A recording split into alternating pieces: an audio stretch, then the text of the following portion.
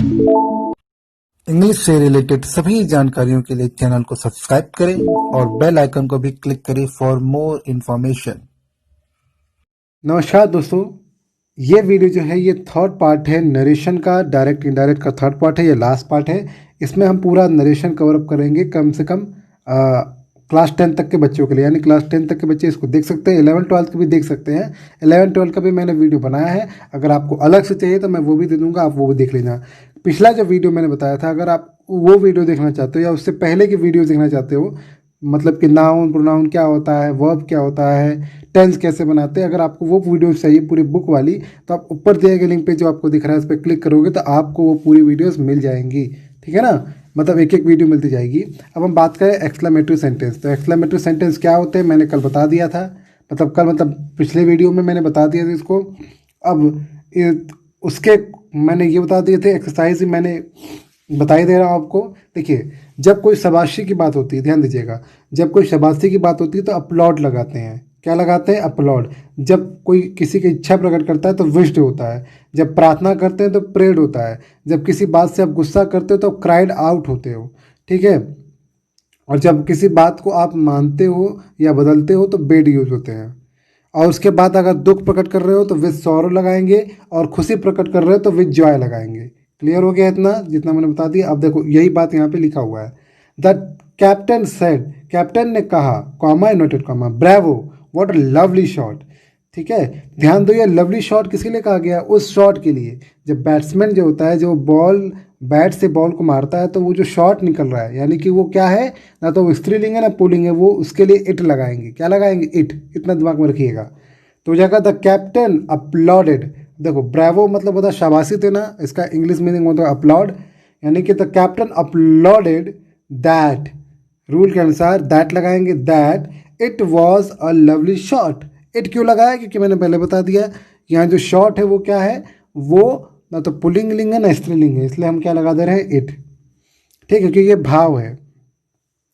The captain uploaded that it was a lovely shot. Second, मैं दो ही बता रहा हूँ, बाकी आप अपने से करिएगा, नहीं आएगा तो पूछिएगा। The mother said to her father, son, the mother said to her son, माँ ने अपने बेटे से कहा, अलास, दुख प्रकट कर रही है, alas, what a shameful act on your part. On your part मतलब होता है तुम्हारे तरफ से, तुम्हारे तरफ से ये कितना शर्मनाक काम है, मतलब कोई काम हुआ है जो लड़के के द्वारा हुआ है जो बहुत शर्मनाक है, और माँ इसके लिए दुख प्रकट कर रही है। अब ध्यान देना, ये लिखा है ऑन योर पार्ट, जो लिखा हुआ है सेकंड वाला एग्जांपल में एक्सरसाइज के, उसमें जो ऑन योर पार्ट लिखा है, ध्यान दीजिएगा, हमें योर को बदलना होगा क्योंकि ये प्रोनाउन है, तो उसको हम बदलेंगे। इसको किसके अनुसार बदलेंगे? रिपोर्टिंग वर्ब के ऑब्जेक्ट। रिपोर्टिंग वर्ब का ऑब्जेक्ट क्या लिखा है? हर सन। हर सन मतलब लड़का, यानी कि ही लगेगा, तो ही का पॉजिटिव केस हिज पार्ट हो जाएगा। अब हम बनाते हैं मेन। अब देखो, मदर ने क्या किया? मदर दुख प्रकट कर रही है, तो मदर क्या हो जाएगा? Mother, the mother exclaimed with sorrow. Sorrow क्योंकि जो दुख प्रकट करने के लिए हम सॉरो लगाते हैं, तो the mother exclaimed with sorrow that it was a shameful act on his part. His part मतलब किसके द्वारा? The mother exclaimed her son, फिर से, the mother exclaimed her son with sorrow that it was a shameful act on his part. His क्यों हुआ, समझ में आ गया ना आपको?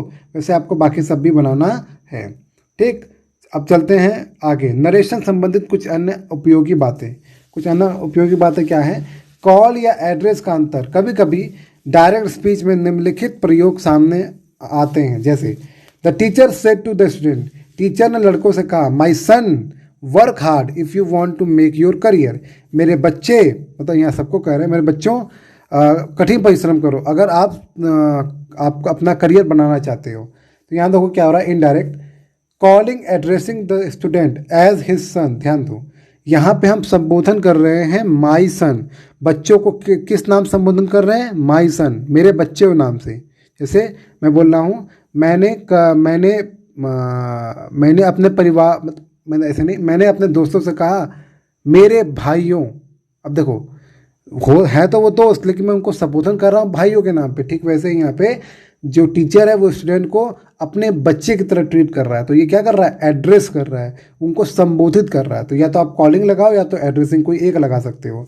तो addressing the student as his son, हम क्या करेंगे, जिसको संबोधन कर रहे हैं उसका जिक्र करेंगे और जिस नाम से संबोधन कर रहे हैं वो लिखेंगे। तो कॉलिंग द स्टूडेंट, किसको संबोधन कर रहे हैं, स्टूडेंट को कर रहे हैं। किस नाम से कर रहे हैं, एज हिज सन, अपने सन के रूप में। माई सन बदल जाएगा हिज सन, ये तो नियम आपको पता ही है। माई फर्स्ट पर्सन है, माई किसके अनुसार चेंज होगा, सब्जेक्ट के अनुसार, रिपोर्टिंग वर्ब के। रिपोर्टिंग वर्ब का सब्जेक्ट क्या है, टीचर। टीचर हम मान ले रहे हैं कि वो लड़का मतलब मेल है, मेल है तो क्या लगेगा, हिज, तो हो जाएगा एज हिज सन। तो addressing the student as his son, comma. अब देखो जब कॉमा लगा देंगे तो हम स्टूडेंट का यूज़ एक बार कर चुके हैं और सन का भी यूज़ कर दिए। इसका यूज़ हम अब जो सेंटेंस बनाएंगे उसमें यूज़ नहीं करेंगे, यानी कि ये बनेगा द टीचर एक्सॉर्टेड। एक्सॉर्टेड मतलब होता है किसी बात को कह देना।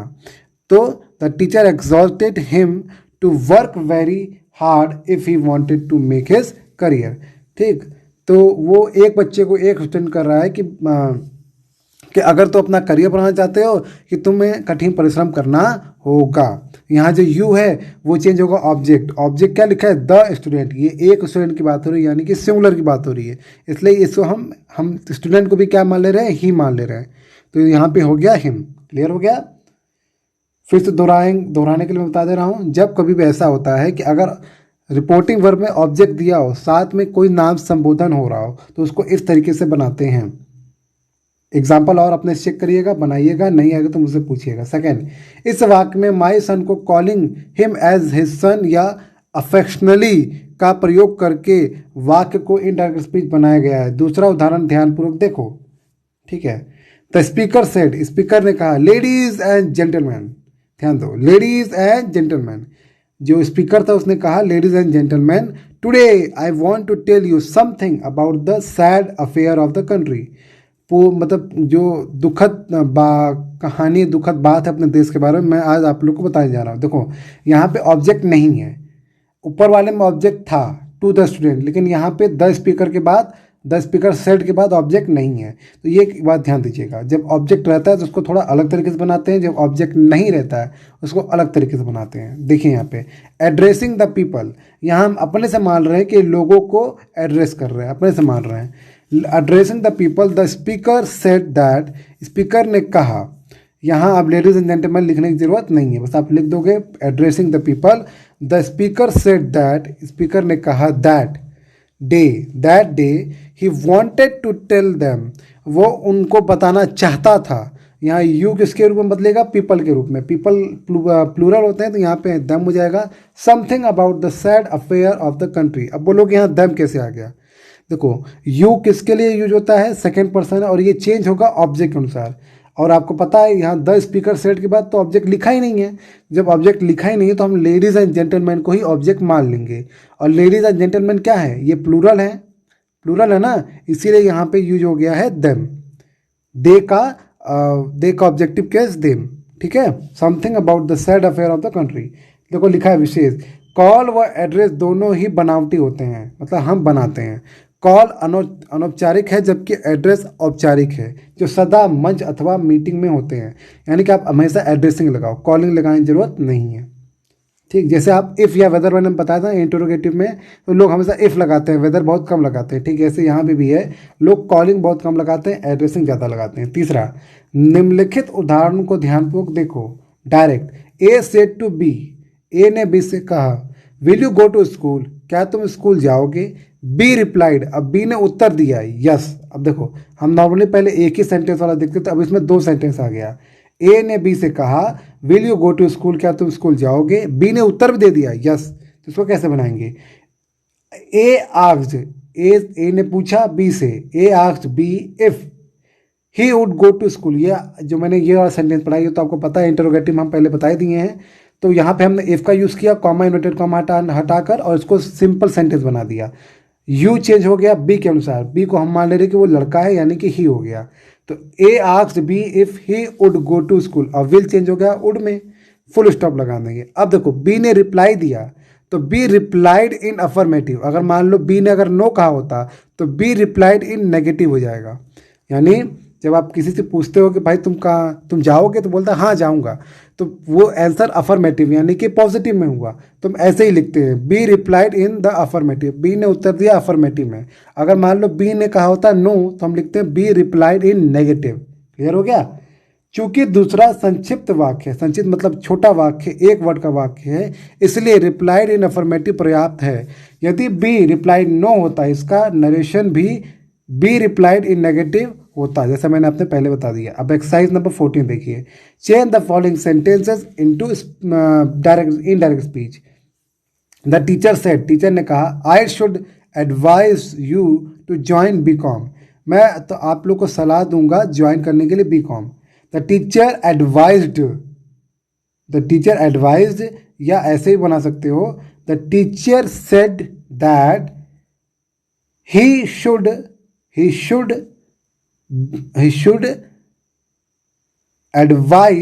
B advised you to join B com. He should advise, you की जगह क्या हो जाएगा, देखो यू क्या होता है, सेकेंड पर्सन, इसको ऑब्जेक्ट की जरूरत पड़ती है। और मैंने पहले बताया था ऑब्जेक्ट अगर आपको लगाना है तो आप हमेशा थर्ड पर्सन यानी ही, दे, ये सब लगाओगे। तो मान लो हमने काल्पनिक रूप से मान लिया ही को कहा है या शी को कहा है, और शी को हम ब्रैकेट में लिखेंगे, यानी क्या हो जाएगा, the teacher told she, teacher ने उससे कहा that he should advise her to join B com. हमने क्या बदला, ध्यान दो, हमने आई को बदला टीचर के अनुसार, वो बदल गया ही में। यू को बदला हमने काल्पनिक रूप से, जो हमने मान लिया था पहले से कि हम ऑब्जेक्ट को शी मान रहे हैं, तो हम शी को यहाँ पे लिख देंगे शी, और बाकी सब सेम रहेगा, कोई चीज़ नहीं रहेगा। और सेड टू बदल जाएगा टोल्ड में, और इन्वर्टेड कॉमा हटाकर हम दैट लगा देंगे, तो क्या जाएगा, the teacher told her that he should advise her to join B com. हमने क्या बदला, हमने सेड जो लिखा उसको टोल्ड में बदला। क्यों बदला, क्योंकि हम ऑब्जेक्ट अपने से मान ले रहे हैं हर, तो हर को हम ब्रैकेट में लिखेंगे। कैसे लिखेंगे, इसका आंसर होगा द टीचर टोल्ड, फिर ब्रैकेट में लिखेंगे her, that he should advise her to join B com. Second example, mister Gupta said to his friend, तो हो जाएगा mister Gupta, living cost are very high in Mumbai. क्या हो जाएगा, mister Gupta told his friend that living cost were, are क्या हो जाएगा, were में, very high in Mumbai. Simple. तो यहाँ बस आर को हम बदल देंगे वर में, क्योंकि ये प्रेजेंट मतलब प्रेजेंट में, इसको पास्ट में बदलेंगे, और सेड टू बदल जाएगा टोल्ड में, और इन्वर्टेड कॉमा हटा के दैट लगा देंगे। ये तो आप इस पूरे रूल को पढ़िए, समझिए, कहीं दिक्कत परेशानी है तो मुझसे पूछिएगा। ये सब मिलकर आ रहा है ना, ऐसा मत सोचिएगा कि सिर्फ इसमें इंटरोगेटिव या असर्टिव, इसमें सब जितना आपने पढ़ा है सब इसमें आएगा। मिसलेनियस एक्सरसाइज भी वही चीज़ है, सेम चीज़ है, आपको सब मिक्सअप करके दिया है, आपको वो करना है। ठीक, मैंने पहले बता दिया, अगर मुझे टाइम मिला तो मैं फरवरी को हो सके तो फरवरी के मंथ में हो सके तो एक्सरसाइज आपको करवा दूं, कि पूरा एक्सरसाइज आपको करना है। मिसलेनियस एक्सरसाइज 16 भी करना है आपको, सब करना है। और प्लीज़ जरूर करिए, अगर आपको ये जितना मैंने वीडियो समझाया है, आपको अगर 10% भी समझ में आया तो फिर भी आप ट्राई जरूर करिए।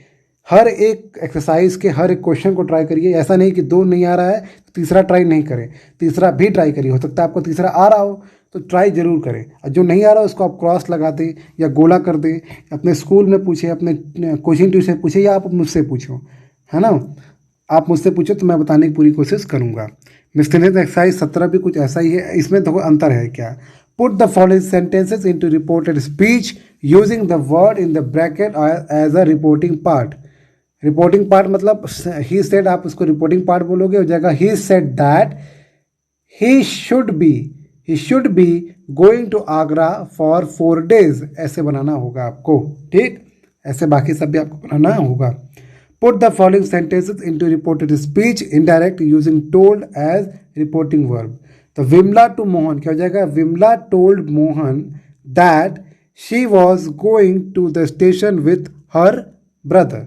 ऐसे आपको बनाना होगा। अगर आप देखो, जैसे मैं फटाफट कैसे बोल दे रहा हूँ, क्योंकि मुझे प्रैक्टिस हो गई है। प्रैक्टिस किसकी हो गई है, जो रूल रेगुलेशन मैंने आपको पढ़ाया है उसको मुझे याद है। याद इसलिए क्योंकि मैंने उसका प्रैक्टिस किया, रट्टा नहीं मारा था मैं। ऐसा नहीं कि मैं 10 दिन तक लगातार उसको मैंने रट्टा मारा, पढ़ा। हाँ, बेसिक रूल आपको याद करना ही करना होता है, लेकिन जब तक आप एक्सरसाइज नहीं करोगे तो आपको वो दिमाग में नहीं बैठेगा, आप भूल जाओगे। मिसलेनियस 18 एक्सरसाइज भी कुछ ऐसा ही है, ठीक। अब miscellaneous 19 exercise open the door, इसको आपको देना he ordered him to open the door, bracket में लिखा ऑर्डर। यानी कि एक तरीके से आपको जो रिपोर्टिंग वर्ब होता है, he said to me, Mohan said to I, Mohan said to me, Karan said to Priyanka, ये सब हटाकर आपको इस तरीके से बताया जा रहा है। इस तरीके से इसलिए बताया जा रहा है, एग्जाम में ऐसा कभी नहीं आएगा, आपको इस तरीके से इसलिए बताया जा रहा है कि कल को हो सकता है रिपोर्टिंग वर्ब आपको ना मिले, आपको डायरेक्ट मिल जाए रिपोर्टेड स्पीच, तो आप कैसे बदलोगे वो बताया जा रहा है। ठीक, फिर changing indirect into direct narration, हम अब उल्टा पढ़ेंगे। अब जो हमने पढ़ा था, क्या पढ़ा था, डायरेक्ट से इनडायरेक्ट, अब हम पढ़ रहे इनडायरेक्ट से डायरेक्ट पढ़ेंगे। निम्नलिखित उदाहरणों को ध्यानपूर्वक पढ़ो, बहुत सिंपल है। अगर आपने डायरेक्ट नरेशन ठीक से पढ़ा है तो आपको इनडायरेक्ट भी आराम से आ जाएगा।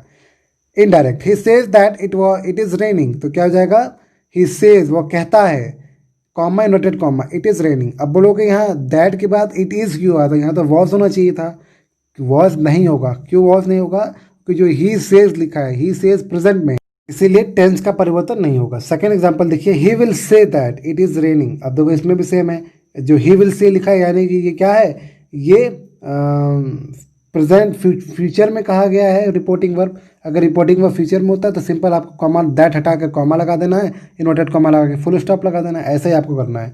परिवर्तन के नियम, डायरेक्ट स्पीच में वाक्य को परिवर्तित करते समय कंजंक्शन दैट को हटाकर इन्वर्टेड कॉमा का प्रयोग करते हैं। रिपोर्टेड स्पीच से अर्थात दैट से पहले प्रयुक्त सेज, विल से आदि क्रियाओं यानी प्रेजेंट और फ्यूचर टेंस के वर्ब को जो का त्यों रहने दो।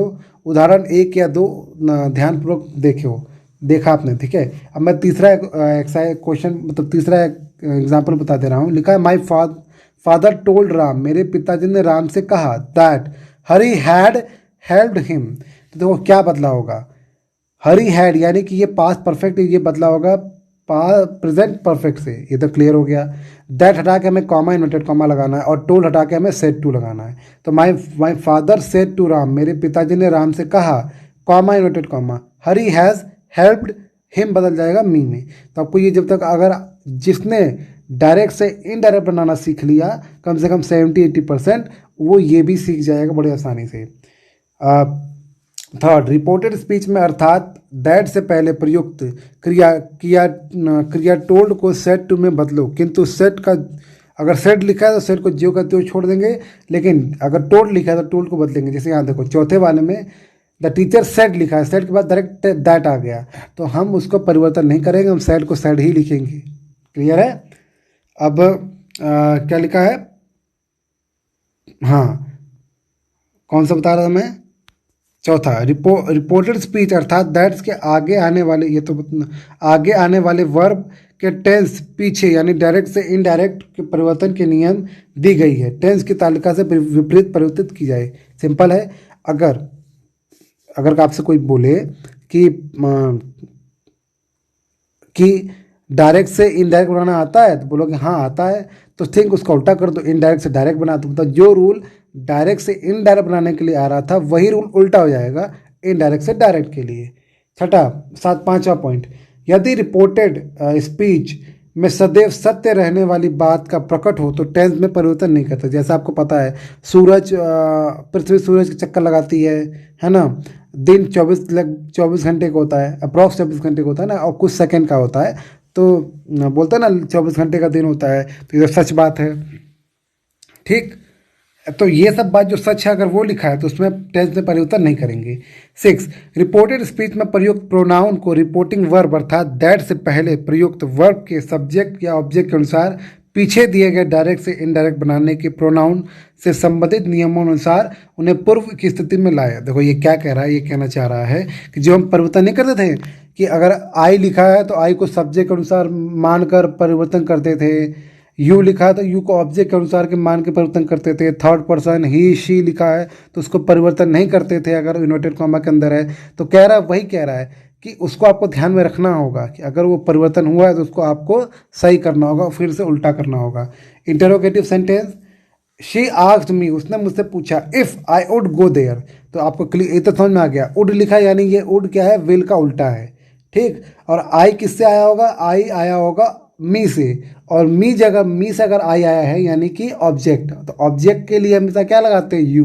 क्या जगह सी सेड टू मी, उसने मुझसे कहा, इफ हटाकर हम क्या लगाएंगे, कॉमा इन्वर्टेड कॉमा, और यहाँ पे विल लगाएंगे, विल यू गो देयर। एक बात यहाँ पे कुछ छूट रही है, क्वेश्चन मार्क नहीं लगाया गया है, वो गलत है, लगना चाहिए। तो ये जो प्रिंट जो हुआ है बुक में ये गलत है। जब डायरेक्ट इसको बनाते हैं तो विल यू गो देयर के बाद क्वेश्चन मार्क होना चाहिए, वहाँ पे क्वेश्चन मार्क नहीं है। क्लियर है। परिवर्तन के नियम, इनडायरेक्ट स्पीच में प्रयोग किया गया आस्क्ड या इंक्वायर्ड ऑफ को सेड टू में बदलो, यानी सेड टू में बदल देते हैं। फिर से इनडायरेक्ट स्पीच में प्रयोग किए आस्क्ड को या इंक्वायर्ड लिखा होगा उसको हम सेड टू में परिवर्तन कर देंगे, बदल देंगे। यदि इनडायरेक्ट स्पीच में इफ़ या वेदर का प्रयोग हुआ हो तो इन शब्दों को हटाकर इन्वर्टेड कॉमा का प्रयोग करते हैं, हेल्पिंग वर्ब से सेंटेंस का प्रारंभ करते हैं और डायरेक्ट स्पीच में उसको बदल देते हैं, जैसा हमने पहला और दूसरे एग्जाम्पल में देखा। तीसरा, यदि इनडायरेक्ट स्पीच में क्वेश्चन वर्ड जैसे व्हेन, वेयर, वाई, हुम ये सब से स्टार्ट का प्रयोग हो तो डायरेक्ट स्पीच बनाते समय इन्वर्टेड कॉमा में इनका पहला अक्षर कैपिटल लिखेंगे। उदाहरण संख्या 3-4 में, यहाँ देखो 3-4 में। जब तीसरे में देखो, जब तीसरे वो इनडायरेक्ट देखो तो जो व्हेन लिखा है उसमें डब्ल्यू स्मॉल है, जबकि तीसरे वाले का डायरेक्ट वाला देखो तो उसमें डब्ल्यू जब लिखा व्हेन लिखा है तो उसमें डब्ल्यू कैपिटल है। तो ये बात आपको ध्यान देना होगा।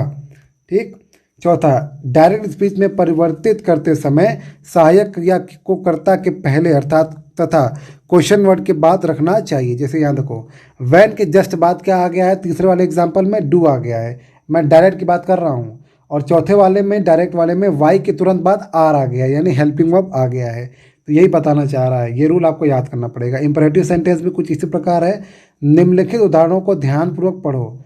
Indirect, the teacher order the boys, teacher ने लड़कों को ऑर्डर दिया, आदेश दिया। टू ओपन देयर बुक्स, कि वो अपनी किताबें खोल ले। The teacher said to the boys, teacher ने लड़कों से कहा ओपन योर बुक्स। अब देखो इसमें क्या बदला, ऑर्डर है यानी कि साफ साफ इंपरेटिव सेंटेंस है, तो ऑर्डर बदल जाएगा सेड टू में, और बॉयज़ के बाद टू लिखा है तो टू को हटाकर हम कॉमा इन्वर्टेड कॉमा लगा देंगे, बाकी सब सेम रहेगा। अगर प्रोनाउन चेंज हुआ है, जैसे यहाँ पर देयर चेंज हुआ था, तो हम उसको हम अपने अनुसार अकॉर्डिंग टू रूल हम चेंज कर देंगे। मैं परिवर्तन के नियम ये दिया हुआ है, आप पढ़िएगा, इसमें बहुत कुछ नहीं है, बस जो मैंने बताया वही है। बस चलो अच्छा बता ही दे रहा हूँ मैं। परिवर्तन के नियम, इनडायरेक्ट स्पीच के वाक्यों में प्रयोग किए गए ordered, requested, suggested, advise, propose आदि क्रियाओं को सेड टू में बदलो, मतलब बदल देते हैं। ये तो पहले बता दिया हूँ। टू को हटाकर इन्वर्टेड कॉमा में रिपोर्टेड स्पीच को कैपिटल लेटर शुरू करना है। उदाहरण 1 और 3 में हमने देखा। यदि वाक्य नेगेटिव में हो तो इन्वर्टेड कॉमा में वर्ब से पहले डू नॉट का प्रयोग करो। जैसे the teacher order the boys not to make a noise, ये इनडायरेक्ट स्पीच है। इसमें अगर हमको डायरेक्ट बनाना हो तो क्या जाएगा, the teacher said to the boys comma inverted comma, do के बाद नॉट लगाएंगे। जबकि जो इनडायरेक्ट जो स्पीच हमने लिखा है उसमें नॉट टू आया है, जबकि जब उसको हम डायरेक्ट बनाएंगे तो डू नॉट हो जाएगा, do not make a noise.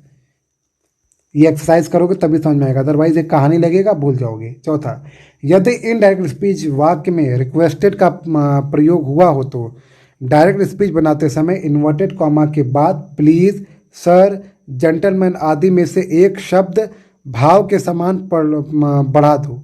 उदाहरण संख्या 2 ध्यानपूर्वक देखो 2 में अगर रिक्वेस्टेड लिखा है ना, 2 देखो रिक्वेस्टेड लिखा है तो हम अपने से जोड़ लेंगे प्लीज़। ये नियम होता है कि अगर इनडायरेक्ट से हमें डायरेक्ट बना रहे हैं और उसमें रिक्वेस्टेड लिखा है तो हम अपने से जोड़ लेंगे प्लीज़, बाकी नियम सेम है। यदि ये तो बता दिया। 5वां, यदि इनडायरेक्ट स्पीच के वाक्य में प्रपोज्ड या सजेस्टेड का प्रयोग हो तो इन्वर्टेड कॉमा के बाद लेट का प्रयोग करो या करना चाहिए ऐसा। चौथे वाले में जब भी आपको इनडायरेक्ट में प्रपोज्ड या सजेशन मिल जाए तो आपको दिमाग पर रहना चाहिए कि आपको लेट लगाना। एक और आपको बता दूं पहचानने का तरीका, एक प्रपोज मिलेगा, एक मिलेगा शुड। क्या मिलेगा? शुड। देखो लिखा है ना, Rama propose to his brother that they should play, should का यूज़ हुआ है। तो जब कभी भी आपको रामा के बाद या मतलब सब्जेक्ट के बाद प्रपोज्ड आए और प्रपोज के बाद टू तो लगना ही लगना है, और जो आखिरी में कहीं शुड लिखा हो तो समझ जाना है कि ये इंपेरेटिव सेंटेंस है और इसमें आपको लेट का यूज़ करना है, लेट अस का यूज़ करना है। किसका यूज़ करना है? लेट अस का। अब देखो एक्सक्लेमेटरी सेंटेंसेस, निम्नलिखित उदाहरणों को ध्यानपूर्वक पढ़ो। Indirect, he exclaimed with sorrow that he was ruined, तो हो जाएगा एक्सक्लेम विद सॉरो मतलब था दुख का दिखाना अर्थात अलास। ही सेड उसने कहा, comma United comma, alas I am ruined, मैं बर्बाद हो गया हूँ। Second example, he cried out with Joy, indirect बता रहा हूँ मैं, ही क्राउड आउट विद जॉय मतलब वो खुशी से चिल्लाया, दैट की he had pass the examination, उसने एग्जामिनेशन पास कर लिया। तो क्या हो जाएगा, ही सेड उसने कहा, comma United comma, hurrah I have pass the examination. He had है यानी आप समझ जाओ कि ये पास परफेक्ट है, यानी कि जो इसका रियल वाला या डायरेक्ट सेंटेंस होगा वो किस में होगा, प्रेजेंट परफेक्ट में। नियम क्या लिखा है, इनडायरेक्ट स्पीच में भाव प्रकट करने वाले शब्द जैसे exclaim with sorrow, cried out with Joy को सेड में परिवर्तित करना है। दुख प्रकट करने वाले शब्दों में अलास तथा प्रसन्नता प्रकट करने वाले सब वाक्यों में हुर्रा प्रयोग करना चाहिए। मॉडर्न इंग्लिश ग्रामर में डायरेक्ट स्पीच में told, asked, inquired of, advise, remarked, cried, exclaimed, proposed, shouted, order आदि का प्रयोग होने लगा है, मतलब अब लोग इसका भी यूज़ करने लगे हैं। आस्क्ड का प्रयोग आजकल लोग करने लगे हैं। देखो अब जो रूल है वो सिंपल है, आपको सम वही चीज़ पढ़ना है जो ऊपर आपने 20 जो हो, सेम वही एक्सरसाइज है जो आपने अभी पढ़ा, मैंने आपको बताया था का 13th एक्सरसाइज, उसका 2 एग्जाम्पल आपको पहले ही मिल जा रहा है, पहला दूसरा। तो ये क्या है, ये बस सिमिलर एक्सरसाइजेज जो आपने पढ़ा होगा उसमें से रिलेटेड होंगे। कई सारे आपको ऐसे इसमें क्वेश्चन मिल जाएंगे जो आपने पिछले एक्सरसाइज में किया होगा किसी न किसी, 1 से लेकर 19 के बीच में। और वैसे ही आपको 21 करना है, 21 एक्सरसाइज करना है, ठीक ठीक 21 करना है, 22 करना है एक्सरसाइज, और मिसलेनियस एक्सरसाइज मतलब सब मिलाकर एक्सरसाइज आया है, इस वक्त आपको करना है। देखो पहला एग्जाम्पल लिखा है, what do you want he said to her. Question ऐसा भी एग्जाम में आ सकता है कि इन्वर्टेड कॉमा वाला जो पोर्शन होता है वो पहले आ जाए और जो ही सेड टू लिखा होता है ये बाद में आ जाए। तो चिंता मत करो, इसको आपको ऐसा नहीं उल्टा बनाना है, आपको इसको सीधा ही बनाना है, जैसा आपने पढ़ा है वैसा ही इसको बनाना है, ठीक। और 24वां एक्सरसाइज भी आपको करना है, और 25th एक्सरसाइज, 26th एक्सरसाइज, ये 27th एक्सरसाइज, 28th एक्सरसाइज आपको सब करना है। सब अगर कर लोगे तो आप मतलब एक तरीके से आपको एकदम बढ़िया से इनडायरेक्ट नरेशन जान जाओगे, नरेशन। 29th एक्सरसाइज और लास्ट में प्रोजेक्ट वर्क, ये आपको प्रोजेक्ट वर्क दिया जा रहा है करने के लिए। तो ये स्कूल में आपको बताया जाएगा कि आपको कौन सा प्रोजेक्ट वर्क करना है। ये क्लास 10th वालों के लिए जो है, ये वाला part project work class 10th वालों के लिए है। ये टीचर आपको बताएंगे कि आपको क्या करना है। क्लियर है? बस आपको यहाँ तक जो मेरा पॉइंट था यहाँ तक था, 29 एक्सरसाइज तक। अगर जो 29 एक्सरसाइज कर लिया, और अगर हो सकता है, ये तो पक्का है कि किसी न किसी कोई ना कोई सेंटेंस गलत होगा, है ना। अगर मैं अभी बनाऊँ तो हो सकता है मेरा भी एक दो गलत हो जाए, फिर मुझे उसको क्रॉस एग्जामिन करना होगा, थोड़ा ध्यान देना होगा, अच्छा यहाँ पे ये होगा, ये होगा। फिर अगर मैं थोड़ा समय लगाऊँ, थोड़ा 10-15 मिनट ज़्यादा लगाऊँ, तब मैं पूरा 29 एक्सरसाइज आपको पूरा मैं टोटल करके दे दूंगा कि भाई इसका आंसर ये होगा। लेकिन आप, क्योंकि आप उस लेवल पे नहीं हो मेरे वाले, तो हो सकता है आपको 10 दिन, 12 दिन, 15 दिन लग जाए। लेकिन प्लीज़ मेरा रिक्वेस्ट है कि एक्सरसाइज सब करिए, पूरा एक्सरसाइज करिए, अपने टीचर से पूछिए, अपने क्लास टीचर से पूछिए, अपने इस कोचिंग के टीचर से पूछिए, मुझसे पूछिए। अगर आपको नहीं आता है तो बस आपको क्वेश्चन लिखना होगा, और लिखना होगा कि इसको किस में चेंज करना है ना। अगर मेरे पास टाइम रहेगा तो मैं फरवरी में ज़रूर बताऊंगा। तो ये इस चैप्टर का जो नरेशन वाला चैप्टर, ये उसका लास्ट पार्ट था। होप आपको समझ में आया होगा। कहीं पे कोई दिक्कत परेशानी हो तो आप मुझसे वो क्वेश्चन पूछ लेना, ठीक है ना। तो मैं वीडियो को एंड कर रहा हूँ, और वीडियो से एंड करने से पहले प्लीज़ रिक्वेस्ट है मेरा, अगर आपको वीडियो अच्छी लगी तो अपने दोस्तों को जरूर शेयर करें, वीडियो को लाइक करें और चैनल सब्सक्राइब करें। आपको 10th से रिलेटेड और भी चीज़ें मिलती रहेंगी। मैं सुबह क्लासेस लेने वाला था भोर में, पर थोड़ी प्रॉब्लम आ गई, इसलिए मैं क्लासेस नहीं ले पा रहा हूँ। तो हो सकता है मैं जल्दी ही क्लास 10th और क्लास 12th की भी क्लासेस लेना स्टार्ट कर दूँ, ठीक है ना। लाइव क्लासेस रहेंगी, उसमें हम जो एग्ज़ाम पर्पज़ के हिसाब से मैं बताऊंगा, ठीक है ना। चलिए हम वीडियो को हम एंड कर रहे हैं। आपने वीडियो देखा उसके लिए आपका बहुत बहुत धन्यवाद। Thank you so much for watching this video.